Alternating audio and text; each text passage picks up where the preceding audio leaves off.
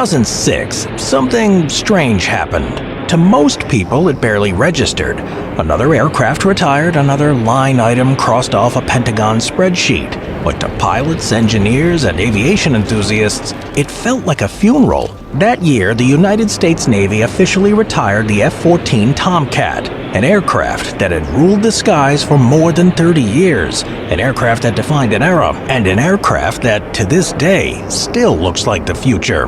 When the Tomcat was finally grounded, people assumed the usual would happen. The jets would be parked in the desert, mothballed, stripped for parts, maybe even sold to friendly nations. After all, that's what normally happens. Except, that's not what happened. Instead, the Navy did something unprecedented. They destroyed them. All of them. The last F-14s weren't stored, they weren't sold, they weren't even carefully dismantled.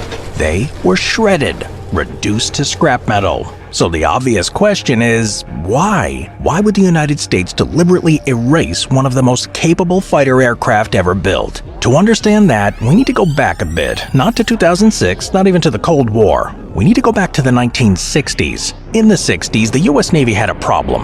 Its primary fighter, the F-4 Phantom II, was powerful, fast, and heavily armed, but it had limits. New threats were emerging. Faster bombers, longer-range missiles, and looming in the background, the possibility of large-scale naval combat with the Soviet Union. The Navy needed something new, something bigger and smarter, something that could see the enemy before the enemy ever saw it. In 1970, Grumman answered the call. What they delivered was unlike anything else in the sky. The F-14 Tomcat. From the beginning, it was ambitious, almost reckless. Variable sweep wings that moved in flight, automatically adjusting for speed and altitude. A massive radar system designed to track entire formations at once. And a weapons load built around one terrifying idea: kill the enemy before they ever get close. The Tomcat was not meant to dogfight. A bit unsettling. The aircraft could actually fly with one wing swept forward and the other swept back.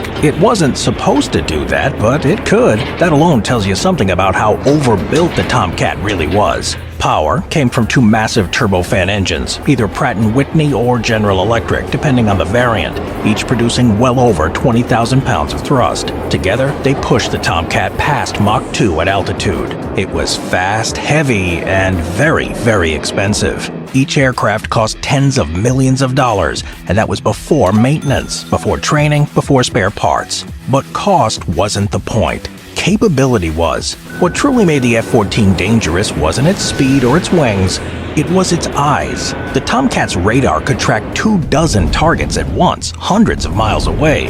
At a time when most fighters struggled to deal with one or two, the F-14 could manage an entire air battle by itself. And then there was the missile, the AIM-54 Phoenix. This is a weapon designed for one purpose: destroy enemy aircraft from extreme range. Over 100 miles. The Tomcat could carry 6 of them, and if needed, fire all 6 at once. 6 missiles, 6 targets, 1 aircraft. That combination, radar, missile, and platform, was unprecedented. Even decades later, it remains rare. If things got closer, the Tomcat still had options: Sparrow missiles, Sidewinders, and a built-in 20mm cannon for when the fight got personal. This wasn't just a fighter, it was a system. The F-14 entered service in the early 1970s. It flew patrols during the final days of the Vietnam War, but didn't see combat there. Its real role came later. Throughout the late 1970s and 80s, the Tomcat was the Navy's primary air superiority fighter. It flew over the Mediterranean, over Libya. It stared down Soviet aircraft across cold stretches of ocean. Later, it would fight over Iraq during the Gulf War. And when its air-to-air dominance became less relevant, the Tomcat adapted again, modified into so-called bombcats. It dropped precision weapons over Bosnia, Iraq, and Afghanistan. Few aircraft reinvent themselves that successfully. And then there was the movie. In 1986, Top Gun turned the F-14 into a cultural icon. Overnight, it became the jet. The shape, the sound, the fantasy. For a generation, the Tomcat wasn't just a weapon, it was aviation. Ended in 1991. By the early 2000s, the Navy was ready to move on. Post-production ended in 1991. By the early 2000s, the Navy was ready to move on. Maintenance was expensive, the aircraft was complex, and newer fighters like the F-18 promised similar capability with less hassle. So in 2006, the decision was made. The F-14 would be retired. At first, nothing seemed unusual until people realized what wasn't happening. Tomcats weren't being mothballed, they weren't being preserved, they weren't even being sold. They were being destroyed. And the reason had nothing to do with age, cost, or obsolescence. It had everything to do with Iran. When the Tomcat was first built, the United States wasn't the only country interested in it. In the 1970s, Iran, under Shah Mohammad Reza Pahlavi, was a key American ally in the Middle East. Strategically located, militarily ambitious, and eager to buy the best equipment money could buy, the U.S. agreed to sell Iran the F-14. 79 aircraft, 700 Phoenix missiles, and enough spare parts to keep them flying for a decade. Then, in 1979, everything collapsed. The Shah was overthrown, Ayatollah Khomeini took power, and Iran's relationship with the United States flipped overnight, from ally to adversary. The original deal was canceled, but not before Iran received all 79 Tomcats and roughly 200 Phoenix missiles. And despite sanctions, isolation, and a lack of official support, Iran made them work. During the Iran-Iraq War in the 1980s, Iranian F-14s flew combat missions.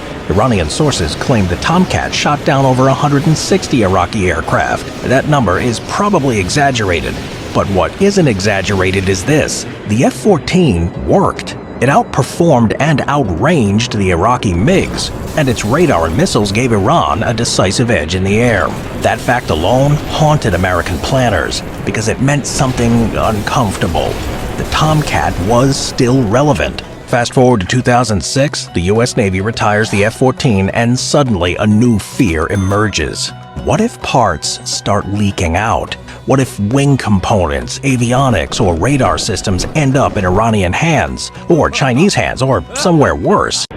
Foreign buyers were exploiting gaps in military surplus security, using shell companies, middlemen, and scrap dealers. Even studying the aircraft without flying it could reveal sensitive information.